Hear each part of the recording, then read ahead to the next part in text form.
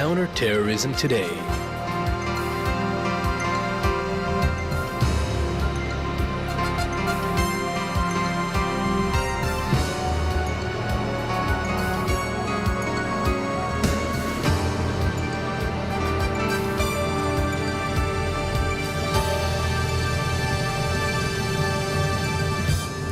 Good afternoon, ladies and gentlemen, and welcome to Counter-Terrorism Today here on 106.2 FM IDC International Radio.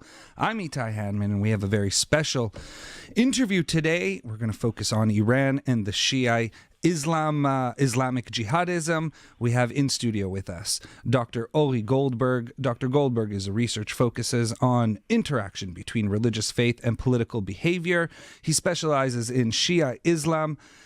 His doctoral dissertation was published by Routledge in 2011 and dealt with the role of religious experience in the creation of the revolutionary Shiite discourse in Iran. Dr. Goldberg is also the author of Lachshov Shiite, Thinking Shiite, published as part of the IDF Radio's Broadcast University series. Dr. Goldberg, thank you for joining us. How are you doing today? It's my pleasure, Ty. I'm well. Thank you so much for taking the time.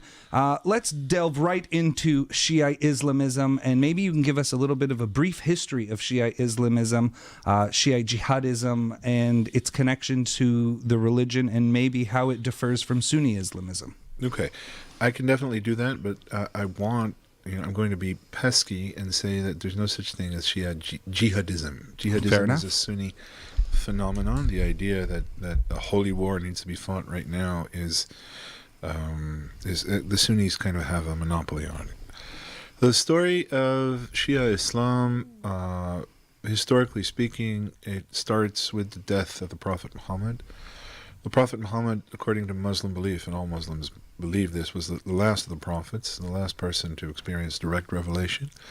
So when he died, the Muslim community was at a loss. They needed to figure out what to do in order to continue to perpetuate his legacy without his actual presence.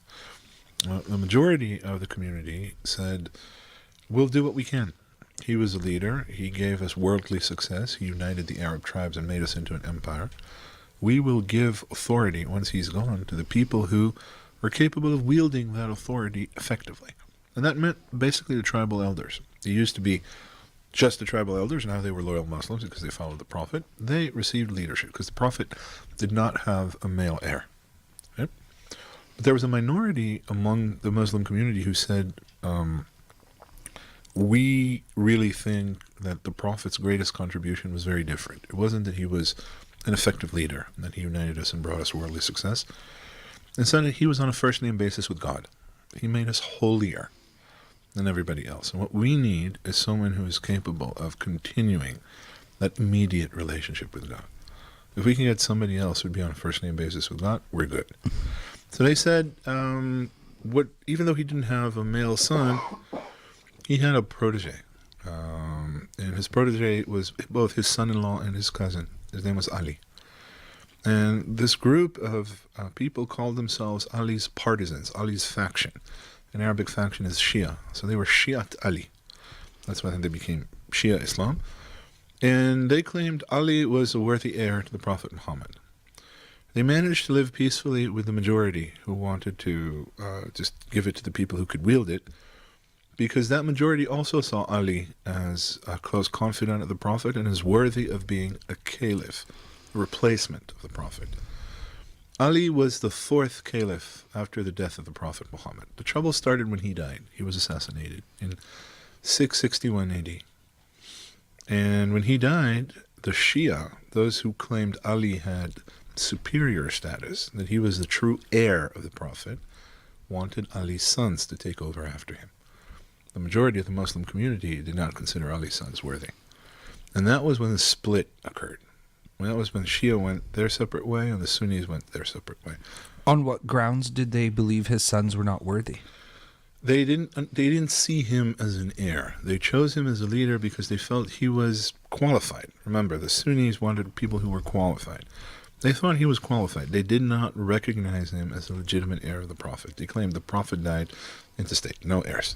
And so Ali's sons were completely irrelevant.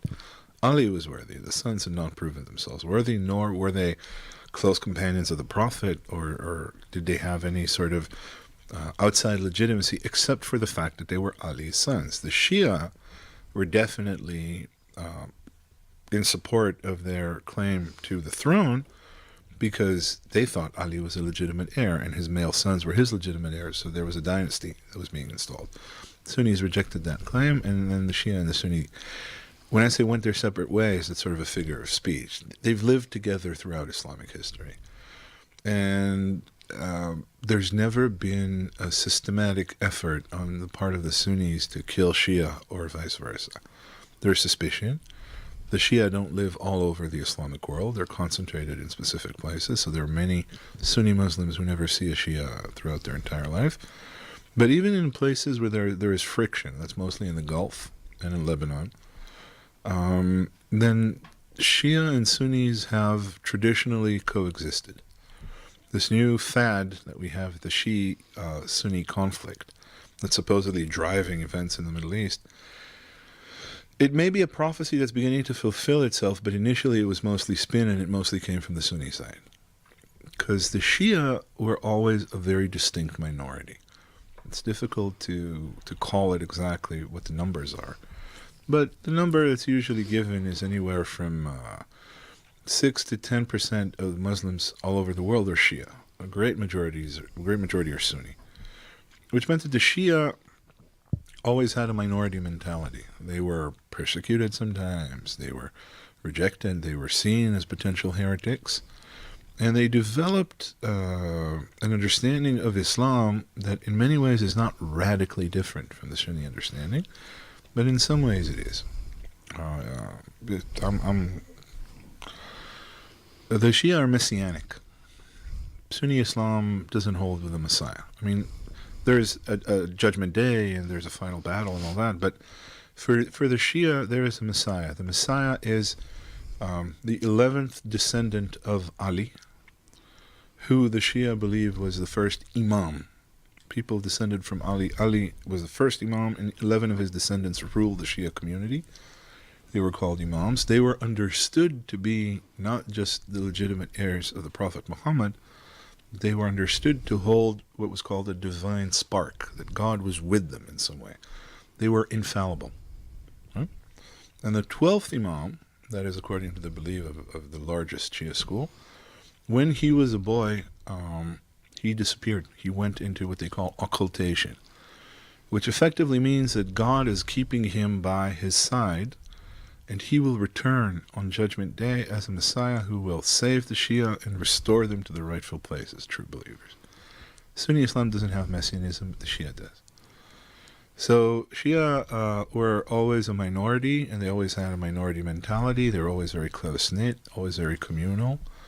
And their story was a story of suffering and of patience. We are waiting. We're persecuted, we are waiting. But the whole notion of an ongoing, continuous battle, or struggle between Sunnis and Shia, the best of my knowledge, was not a very dominant theme throughout Islamic history. The dominant power, if you will, of the Shiite Muslim community stems from Iran right now. That's just because Iran is the only Shia country, the only Shia state. There are Shia in other places as well, but nowhere are they the dominant religion. In Iran, it's been the case since the 16th century. And how would you explain the turnaround in Iran to the revolution in 1979? These are all questions. As an academic, I'm very fond of the sound of my own voice. I can talk about this for a long time. I'll try and provide a concise answer. The Shia tradition throughout history was a tradition of patience and suffering and sacrifice. Shia turned the other cheek. There's a famous story about the third Imam, who was Imam Ali's younger son, Hussein, who was massacred with his entourage in southern Iraq after he had been tricked into falling into a Sunni ambush. And that is the story. That's sort of like the Shia equivalent of the Passion of the Christ. It's a story of tremendous suffering and pain inflicted intentionally on a kind of a stoic, passive stance with regard to the pain, saying, this is what we were meant to do. We were meant to tolerate and bear it, and we will be rewarded on Judgment Day. What happened in Iran was the result of complex historical processes, but basically it was the voice that reverberated throughout the world after the Second World War with the breakup of empires. It was about people in Africa, in Asia, defining their national identity, finding their own voice, taking responsibility for their lives after those lives had been administered for many years under foreign empires. And in Iran, it was also about the image of the last king of Iran, the Shah, Mohammad Reza Pahlavi Shah, who was a very ambitious ruler and wanted to single-handedly take Iran and lead it into the 20th century, lead it into the world, the global order. Wanted Iran to have a place at the big boys' table, basically. So he had very ambitious plans that included a rapid westernization of Iranian society, opening up the Iranian economy, and so on. But he was also a dictator. He was also a tyrant. And those reforms also included consolidating all political and economic power in his hands. Iran had traditionally been governed by kind of a multi-headed alliance of the king and the nobles and the rich merchants and landowners and the religious establishment. The last Shah of Iran wanted to consolidate all of that power in his hands. Throughout the 20th century, Iran has seen 4 popular revolutions. It began in 1892. The last one was the one in 1979. Those revolutions have always been coalition revolutions. They've always taken place when different groups with different interests found themselves able to coalesce around a single goal, which was usually criticism of the monarch or the ruler. And that's what happened in 1978, 1977, 78. A lot of people got tired of the Shah's attempts to take all the power into his hands. Most of them were really not religious. They were secular. But the unifying language of the revolution, the rhetoric of the opposition movement against the Shah, was religious. The religious language, the language of sacrifice, the language of revival, the language of justice, which is a very important theme in Shi'a Islam, was the language that brought people out into the streets. And the protests were such at the end of 1978, the beginning of 1979, we were very close to the 40th anniversary of the revolution, that the Shah at some point in the beginning of 1979 left Iran. And when he left Iran, the leaders of the different factions that had organized the revolution began quarreling among themselves on the issue of who would take over effective leadership. They all expected the clerics, the religious establishment, to take a step back, go back to their madrasas and continue teaching. But after a while, when these arguments over who would take over grew lengthy and saw no resolution, then the religious establishment kind of woke up and realized that it could actually take over politically if it wanted to. And that's a big deal, because traditionally Shia clerics don't consider themselves eligible for political rule. They've always been spiritual advisors, sort of shepherds. That here was a unique set of circumstances, and the sudden understanding that they were equipped to do so combined with these circumstances, and they took over the country. They came up with the idea of establishing an Islamic Republic. Now, that sounds like a very impressive combination. It's just that there had never been an Islamic Republic before. Nobody knows what that means. It was a work in progress right from the start. But the Iranians at the time were eager for leadership. They were under threat of an Iraqi invasion, and indeed, a war with Iraq began very quickly after the creation of the Islamic Republic. And when the clerical establishment approached the Iranian people and said, let's have a referendum and figure out if this is okay, tell us if you approve of our experiment, the Iranians looked around, could not see a better alternative, and voted the clerics in. And that's how the Islamic Republic was formed. And so now, Based on the history lesson you've given us here, I've come to an understanding that the Shiite population, as you mentioned, were a minority population around the Muslim world for the most part. But also that they were taking a step back and waiting for their prophet to arrive on Judgment Day to reestablish themselves. At the purely religious level, yeah. So what do you think changed in the minds of these clerics when taking over in Iran in 1979, 1980, that allowed them the opportunity or drove their need to export the revolution, as we have seen now with what they call the IRGC, the Iranian Revolutionary Guard, and the feeling and the rhetoric that comes out of the regime is always exporting of the revolution, and you see that manifest in Hezbollah today.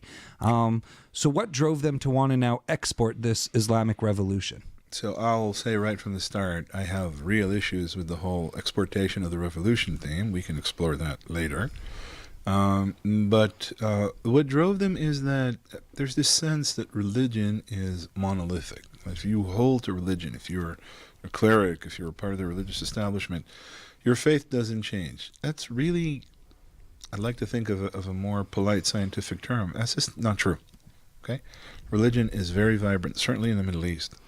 Islam is very vibrant. It's very political. It's full of political acumen and understanding and recalibration based on different changing political circumstances is part and parcel of the Islamic package, both on the Sunni side and on the Shia side. And what happened was, things were changing, and the Shah, the king, wanted to take Iran very strongly down the path to westernization. And not just down the path to westernization, but down the path to central rule, unite everything under his authority. This call for rapid westernization, this sense of assault on the traditional way things had been done in Iran for centuries, brought the clerics out in protest, because the clerics were, and still are, and probably always will be, political. Religious establishment in the Muslim world is very often political. In the Sunni world, they're allied very powerfully with the rulers, the ones who are in power, and they don't often challenge them overtly. But in the Shia world, all of the components of a functional political order, especially in Iran, that is, again, clerics, the merchants, the landowners, the king, the military, they all have their own independent stakes. So they were politicized. And when they were politicized, they took the story of Imam Hussein, the story of the massacre that I told you was a formative story for Shi'ism, and turned it on its head. It was no longer a story of stoic suffering, of being passive before the inevitable. It was a story of a heroic struggle till the last drop of blood in your body had been shed for justice. Now it was a story about how the Shia always fight for what's right at all costs. They don't hold anything back. And that story energized a political reading of what it meant to be Shia. So that's a very long answer. I could have said it in 2 words. It was circumstance and context. Religion is not impervious to circumstance and context. Certainly not in Iran and not anywhere. That's kind of a basic assumption that people who deal with political Islam have. That all political Islam is fundamentalism. It's a desire to go back to the 7th century or whatever. Fundamentalism is a word that was made to create things that happened in the United States in the early years of the 20th century. Revival movements, the guys with the tent meetings and the healers and all that. The notion that you could go back, or that you would want to go back, or that you have a fundament, a basic text that you need to read literally, is actually quite foreign to the Muslim world. There are now fundamentalist forces that are a part of it, but the mainstream of the Muslim world, historically and in the present, has very rarely, if ever, been fundamentalist. Fundamentalism is a very modern invention. It's based on a very sort of functional understanding of the world. There's a manual somewhere, and we got to read it. And if we read it, we know what to do. Right? God told us what the plan was. Since we read the manual, we can help God with his plan. Most Muslims, and I guess most monotheists, would view the notion that God shares his plans with you and gives you an equal role alongside him that allows you to help as heresy. God doesn't work for you. He doesn't share his plans with you. He doesn't tell you anything. If you believe in God, you believe not because God makes it functionally beneficial for you to believe. You believe because you believe. So the whole notion that political Islam specifically, and political religion is fundamentalist at heart, is just not the case. It's sensitive, it's open to context, it's circumstantial, and it's capable of recalibrating itself and of adapting, which is what it did. So then why do you take issue with the term exporting of the revolution? Okay. Because the organized attempt to export the revolution was, as far as I understand it, a very short-lived endeavor. After the Islamic Republic actually came to power, the religious establishment in Iran was quite intoxicated. They had never done that. It was unprecedented. And they talked about the Ayatollah Khomeini, the leader of the revolution, had a vision not just about exporting the revolution, but about Islamic ecumenism, having the Sunnis and the Shia reunite into a single religion. There were a lot of big words bandied up in the air. But after a short, concentrated period, about 2 or 3 years, it became very clear that no self-respecting Sunni was going to take orders from a Shia Iranian. Because you got to remember, Iranians and Arabs, it's not just a Sunni-Shia thing. They are... the Persian-Arab divide, if you will. They're different racially. Yeah. Okay? The languages are completely different. Persians, Iranians are not Semites. So nobody was going to take instructions from any Iranian. So the notion of, in an organized fashion, exporting the revolution, seeking to establish other Islamic republics, not to say Shia Islamic republics in the Middle East, Iranians very soon realized that that was a dead end, that it wasn't going to happen. That is not related to the fact that Iran's foreign policy of the Islamic Republic, has always been maintaining a very proactive presence throughout the region. And I can explain the logic in that. In order to do that, I want to draw an analogy between Iran and Israel. It's not for naught that these two countries were best friends before 1979. Both countries consider themselves to be in pretty similar straits in the Middle East. They are culturally, religiously, linguistically foreign to a region that is chock full of Arab, Muslim, Sunnis. And they consider themselves under constant threat because of that. There's very bad blood between Iran and the Arabs, just as there is between Israel and the Arabs. But the two countries go about establishing their presence and defending themselves in pretty much completely opposite ways. Israel isolates itself from the region. Israel demonstrates its lack of will to actively engage the region, or its fear, potential fear, or the threat that the region presents to Israel's existence, by building walls that are as high as they can go. That's what we do. We are a villa in the jungle. We talk to some people, but we talk to them on a very interest-based rationale, and left to our own devices, what we want is to willfully isolate ourselves. And if we feel like there's a threat that's looming close by the walls of our villa, then we will strike, as Israelis like to say, surgically. We're not even going to fight a war. Our bombers are going to go up in the air, they're going to bomb the hell out of whoever or whatever, come back to base. We don't want to talk to anybody. We don't want to cooperate with anybody. We want everybody to know for certain that they can't come near our villa. The Iranians do it exactly the other way around. Iranians say that if they willfully isolate themselves, they will lose their competitive edge. Since everybody hates them, the Iranians say, if they close themselves off, they're giving all their enemies the opportunity to band together and at some point go after the Iranians. Because the Iranians believe, as do the Israelis, that given half a chance, the region, the world maybe, would come after them if they could. So the Iranians say, in order to defend ourselves effectively, we have to initiate friction with our potential enemies. We have to be in their face all the time. We have to constantly make them aware of our presence. If we don't, we're denying ourselves the opportunity to effectively study them, to be prepared. If we isolate ourselves, we don't know what they're doing. And we need to know what they're doing. Any place in the Middle East, where a decision could be made that might affect Iranian interests, Iran wants to be there, actively. So the presence of Iranian operatives on the ground, as far as I understand it, is not an organized attempt to export the revolution.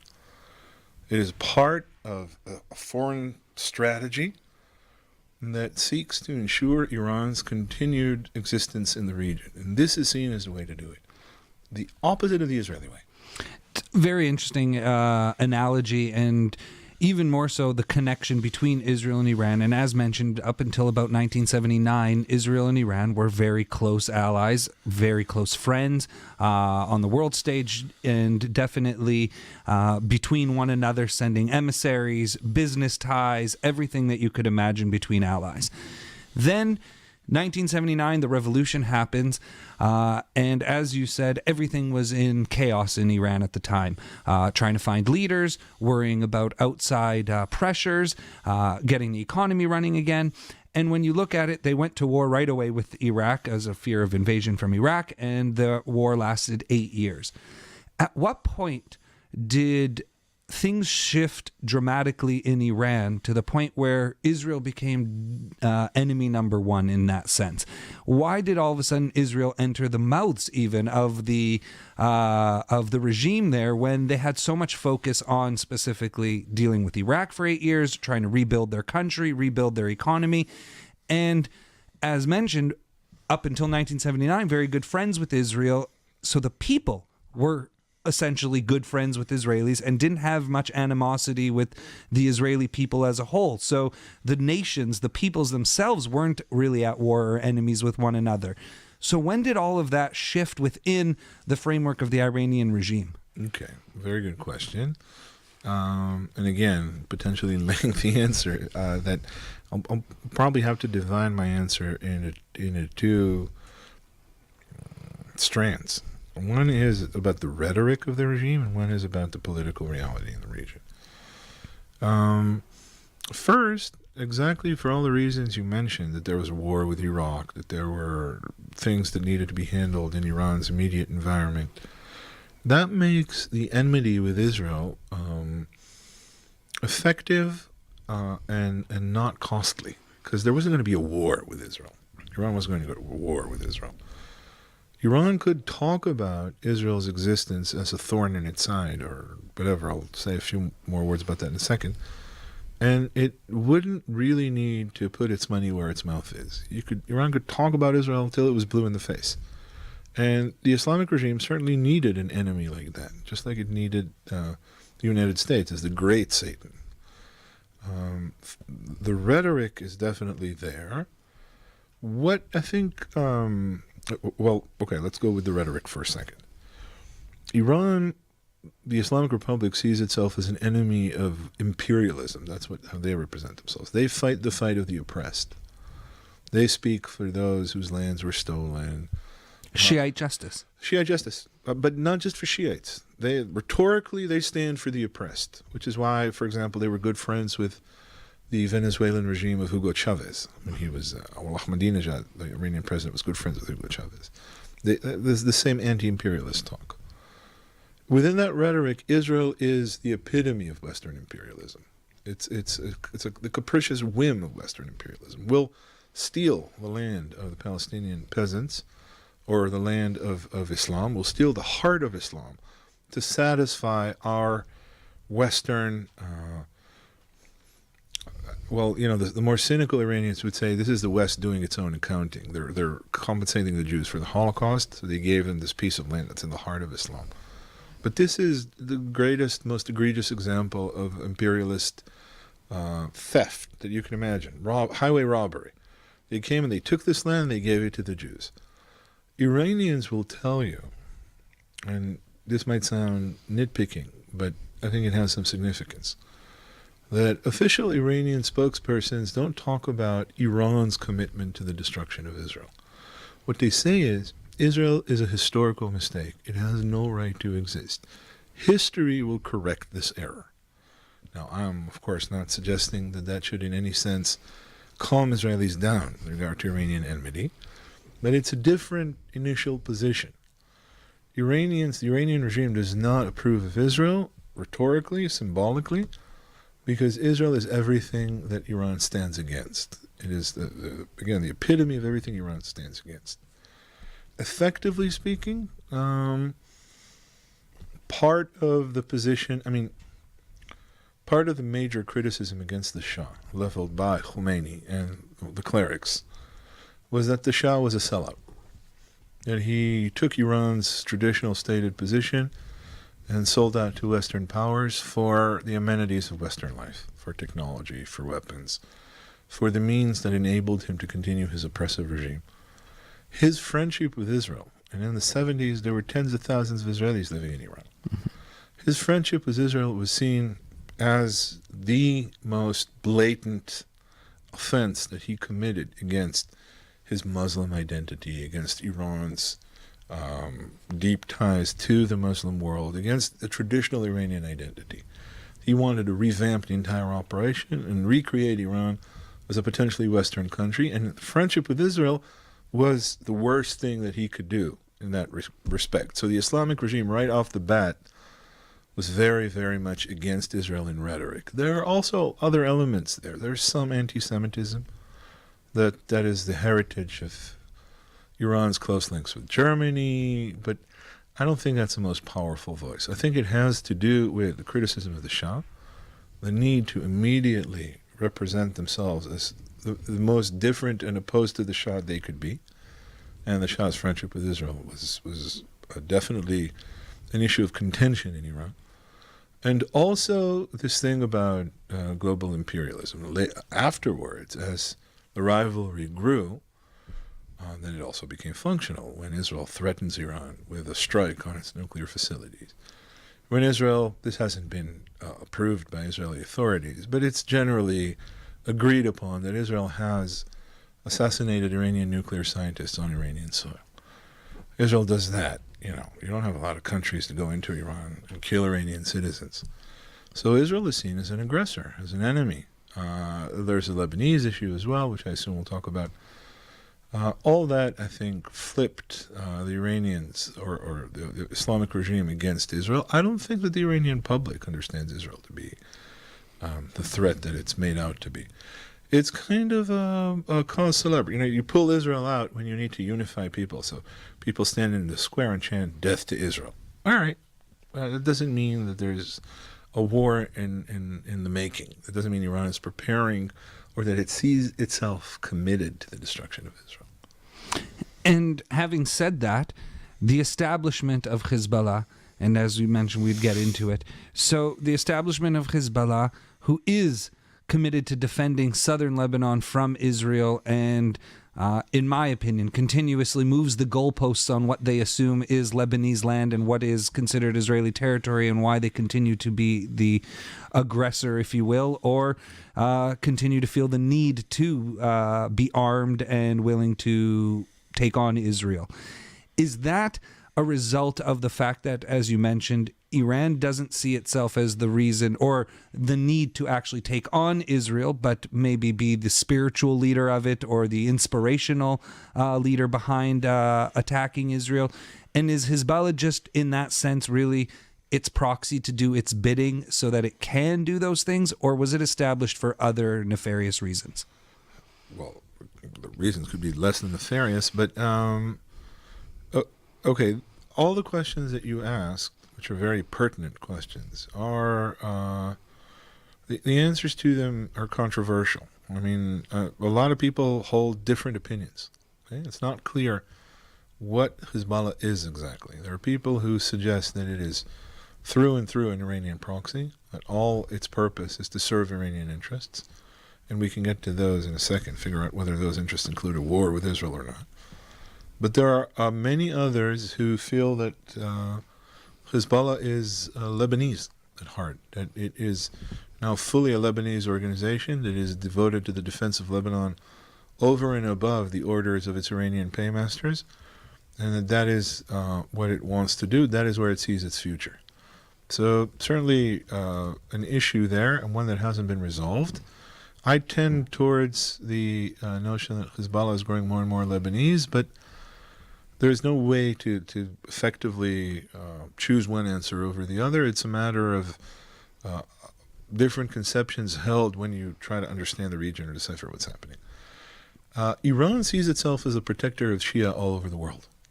Not in a very different fashion than the way Israel sees itself as a defender of Jews. Okay? If there was a Shia community in dire straits like the Ethiopian Jewish community, I can see Iran mounting similar operations to get the Shia out of there. Not all the Arab Shia want Iranian involvement or support, but Iran sees itself as committed to Shia causes. The Shia community in Lebanon is probably one of the oldest in the world. In fact, before the Shia religious establishment came to Iran in the 16th century, they had for centuries been concentrated in Lebanon, in today's Lebanon. And for a long time now, the Shia community in Lebanon has been it's been the poorest, most discriminated against of the three different religious communities that make up the majority of Lebanon, which is Christians, Maronite Christians, and Sunni Muslims and Shia. The Shia were the peasants. The Shia tilled the land that was owned by Sunnis and by Christians. And the Shia were the ones who did not have access to healthcare, did not have access to education.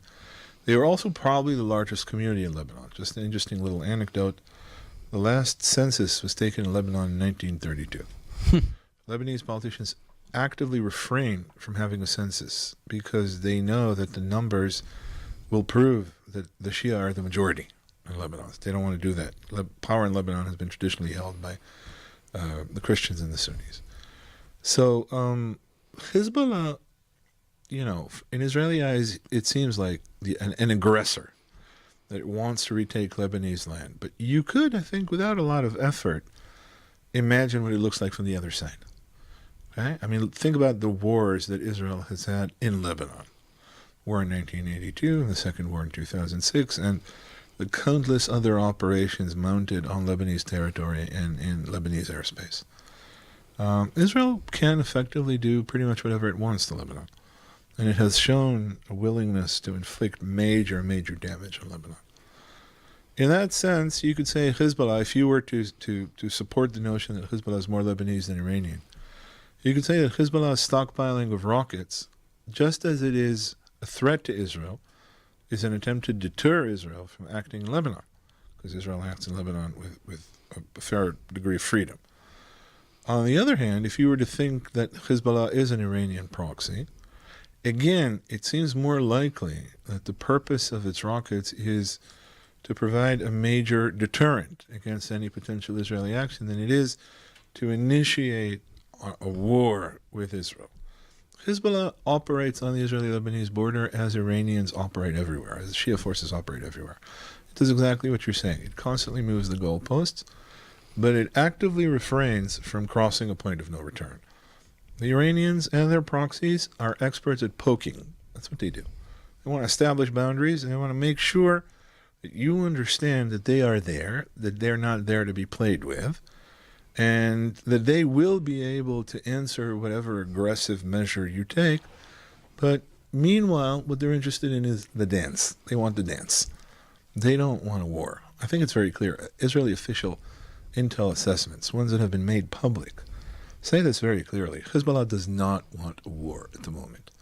Hezbollah is very busy recuperating from the damage that it suffered in the war in Syria, which it participated actively. And also, it actually wants to become the greatest in terms of size and scope, political party in Lebanon. It wants to be a full part of the Lebanese political process. So far, even though it has the most popular support and the greatest number of parliament members in the Lebanese parliament, a coalition of Christians and Sunnis effectively denies it the ability to become the most significant player in Lebanese politics. Hezbollah apparently sees its future as both linked to Iran, with a real loyalty towards the Islamic Republic, but is growing more and more invested in Lebanon proper, in a Lebanese state. And that just means, without going into the details of the strategies and the players, it means that Hezbollah has a lot of balls being juggled in the air simultaneously. When you're doing that, or if you want another circus analogy, when you are very busy remaining balanced on a fine wire high above the arena, the last thing you want is a cataclysm like a war. It's not because they're supportive of Israel's right to exist or because they're big fans of the current government's agenda. Not at all. It's because of their own internal issues. They are busy right now. They've got a lot on their plate. War with Israel isn't something they want.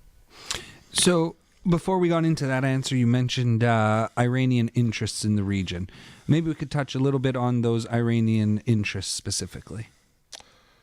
Well, Iran basically sees itself, first of all, Iranians have a very positive opinion of themselves. They see themselves as, at the very least, a regional power. And they're an ancient civilization. They are on par with China and India in terms of how ancient they are. They see themselves, and this isn't the Persian Empire. There was a time when Israeli politicians were peddling this whole Persians want to reacquire their empire. That's really, not there. Iranians have various interests in their immediate environment. They have interests in Iraq, which has a very powerful Shia community. The Iranians have dabbled and stirred the Iraqi pot for pretty much ever. They have people in Iraq who represent various voices within the Shia establishment. There are more hardline people there who are all about fighting, all about militias. There are people who actually reject the Iranian model of the ruler, the leadership of the cleric. They don't want a cleric leading. Iraq's top Shia cleric, by the way, is vehemently critical of Iran's model. And there are also Shia there who are secular, who are Arab, who are Iraqi, who understand the Iranian model and are willing to have a relationship with Iran, but don't want to overstep their boundaries. So Iran and the Iranian interests in Iraq have to do with economic matters. There's oil to be processed, but mostly it's a cultural, political thing, and it's on Iran's border, so they take an immediate interest in it. There are the Iranian interest in Lebanon, obviously, because of Iran's very heavy investment in Hezbollah, is very much on the Iranian plate. But in the recent demonstrations in Iran, before the sanctions began, there was a slogan that was heard repeatedly, and it said, in translation to English, "No Gaza, no Lebanon, my soul is fully invested in Iran. Don't spend my money in Gaza," okay? Because the Iranians have a pet militia in Gaza called the Palestinian Islamic Jihad, which is small but capable of inflicting, I don't want to say major damage, but making a lot of noise. They're a player. They are a player. They are. I don't think they are game changers. No. But they can exacerbate anything that happens on the ground. So this Iranian-sponsored militia could cause a lot of trouble, and it's paid for by the budget of the Revolutionary Guard. I don't want to say not the Foreign Office, but basically the Revolutionary Guard. So these interests are a part of Iranian strategy, and that strategy is shared by both moderates and hardliners in Iran. The moderates are not into supporting terrorist organizations. The hardliners are. But the understanding that Iran needs to initiate or needs to be a part of a friction-based relationship, that Iran needs to, again, constantly poke its potential enemies, is understood to be sensible foreign policy in Iran's situation. And that is really the main interest Iran has in the region. I know there are a lot of people who would say Iran is building up terrorist capabilities and training bases and so on. The best of my understanding, Iran maintains presence throughout the Middle East, and not just in the Middle East. There's Iranian presence in Latin America, there's Iranian presence in Africa, and in Asia as well. But as far as I understand it, that presence is an obsolete relic of days long gone. It's when the Iranian Revolutionary Guard Corps, the IRGC, was one of the main organs of the newly established Islamic Republic, and when visions of, again, exporting the revolution ran rampant, as well as a grandiose notion of Iranian power and Iranian strength and influence. Iran, certainly now after President Trump withdrew from the nuclear agreement, and with the sanctions being placed on it, Iran is entering a very, very careful phase. The Iranians are careful, and they're quiet, and they strive for stability. They don't want to disrupt anything. They need the cooperation of the world to survive. In order to do that, they need to be perceived as responsible adults. That's what they want to be. That's what the majority of Iranians support, and that is what the people who currently hold the keys to the kingdom are doing. Iran's President Hassan Rouhani is doing exactly that. And we've had a very interesting conversation here. And before we let you go here, Dr. Goldberg, I think it's very interesting to point out the fact that you made mention of their pet, if you will, in Gaza, the Palestinian Islamic Jihad. And Iran has been branded as the foremost state sponsor of terrorism around the world. Rightfully so, wrongfully so, not sure, but they have been branded that at the moment. But what I find interesting is that they do support both Sunni and Shi'a organizations in that sense. So what is their interest in A, supporting a Sunni organization, and B, what is their purpose in that sense of, I guess, if you will, dual loyalty when they look at the Syrian theater and you see Hezbollah fighting other Sunni terrorist organizations, that we have even heard rumors that during the 9/11 process, Al-Qaeda operatives hid out in Iran, were helped out by Iran slightly, and now Hezbollah is fighting Al-Qaeda in Syria and in Iraq. And so, but they are spreading their money evenly, if you will. They spend to Hamas, they spend to Palestinian Islamic Jihad, they spend on Hezbollah, Shi'a militias in Iraq. So where does that mentality come from?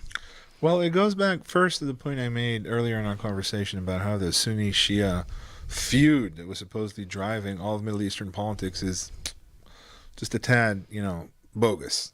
But the Iranians are pragmatists more than anything else. They're not fundamentalists. I can't reiterate that enough. They're not fundamentalists. They're not, they're full of conviction. They have an understanding of who they are. But more than anything, they're patriots, they're Iranian patriots, and they're Shia. And Shia are almost genetically, if one could say that, remarkably careful. They're a minority. A minority can't afford to be extreme. Minority doesn't have the privilege because minority knows that when the time comes, it's going to need to get out quickly. Extremists can't get out quickly. Same thing used to be said for Jews. Jews were always balanced. They're always pragmatic. They're always aware of all the angles. The Iranians are most certainly like that. And the Iranians want influence, and they want presence, and they're willing to pay for it. Now, if influence around Israel in the territories is something that they want, then they'll acquire a militia, which they did with Palestinian Islamic Jihad. The Hamas-Iran relationship is a very stormy one. Sometimes it's great, and they get a lot of money. Sometimes everything's cut off, because Hamas and Iran are not natural bedfellows. They don't have a lot in common. But again, the Iranians respond to situations as they evolve on the ground. If it's worthwhile for them to use Hamas, for example, also to stick it to Israel on occasion, they'll do it. But Iranians generally, in the Middle East, usually don't embark on long-ranging ideological campaigns. They choose their battles very carefully, and most of them are meant to enhance and strengthen Iranian presence in the region so as to be able to defend Iran when the time comes. So, to close our conversation, we didn't really get into this too much, but I would like to ask you, as you did make mention, there are a lot of people that would make the argument that Iran's a rational actor. There are people that like to make the argument that they're irrational. I tend to disagree with that sentiment, as rationale is really a calculation that you make on your own, on your cost-benefit analysis that you provide for yourself. That rationale, you mentioned that they're pragmatists. On what do you believe that in their efforts to acquire a nuclear weapon, that it is out of wanting to save their regime from a potential destruction in the long run, or do they actually have cause or want to use a nuclear weapon?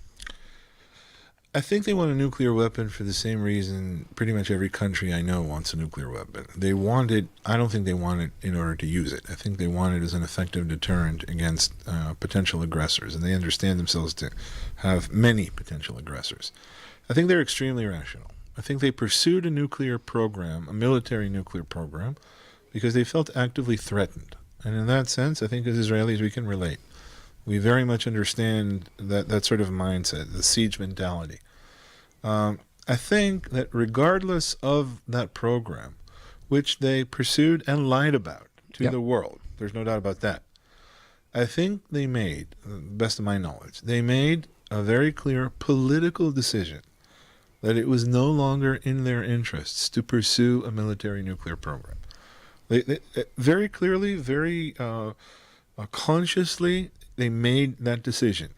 And when Prime Minister Netanyahu, in that famous press conference where he revealed that Mossad operation brought nuclear archives back to Israel, he even said as much. He said, we caught them lying in 2003. We have to assume they'll lie again because they're fanatic zealots.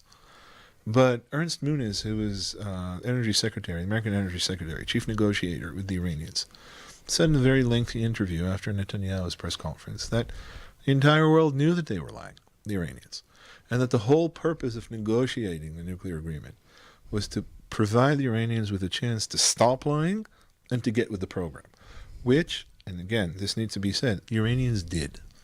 According to all the intelligence estimates I know, from both intelligence services and the International Atomic Energy Agency, and pretty much every professional element that's been involved in assessing this, the Iranians have lived up to all of their obligations in the agreement. The people who oppose Iran say, well, that doesn't matter, they violated the spirit of it, and even if they didn't, in 10 years they'll be able to pursue a nuclear program again. The whole point, as far as the Iranians are concerned, is that reality changes. Things change. In 10 years, who knows where we'll be. The Iranians made a conscious decision not to pursue military weapons, nuclear weapons. They made that conscious decision because they thought it was bad for them. The insistence that they are irrational and therefore don't know what's good or bad for them and are fully committed to a single course of action, in Israel that sometimes seems like the conventional wisdom. I think whoever says that carries the burden of proof, because reality on the ground does not indicate that that is the direction Iran is going. And those are pretty strong words for an academic, but I'm saying them. I think whoever claims that the Iranians are irrational, that they're guided by a commitment to a fanatic ideology, and would therefore pursue a nuclear weapon at all costs in order to use it, I think that unless people who say that can substantiate what they're saying in a very serious way, what they're saying is incredible. Fair enough. Dr. Ori Goldberg, a research fellow here at the ICT, author of Lachshov Shiite, Thinking Shiite. Thank you so much for this sobering, enlightening, and very, very interesting conversation here on Counter-Terrorism Today on IDC Radio. Thank you so much for joining us. Yeah, it was my pleasure. Thank you for having me. Appreciate your time, Dr. Goldberg. Counter-Terrorism Today.